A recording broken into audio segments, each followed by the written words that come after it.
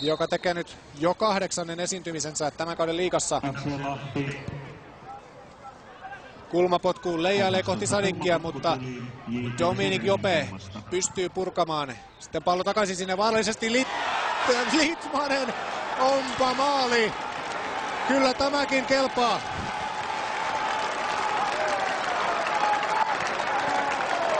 Nurmelan ja Litmasen kovasti mainostettu ja hypetetty kohtaaminen ja molemmat tekevät aivan huikea hienot maalit. Litmanen saksipotkulla 2-1. 87. peliminuutti. Hurme jää siinä täysin sivusta katsoja rooliin. Pallo aivan vasempaan yläpesään, eikä sieltä kyllä Dennis Rodriguez sitä venytä millään.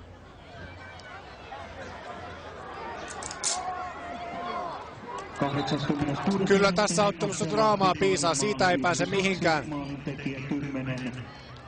Jari Litmanen, syöttäjä 11, Brilon Sala.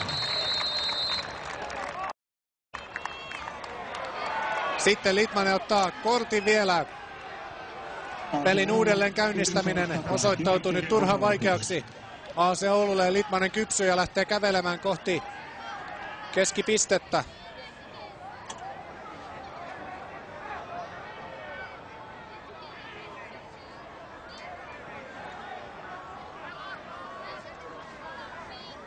Maali tulee vielä kertaalleen tässä, onpa upea.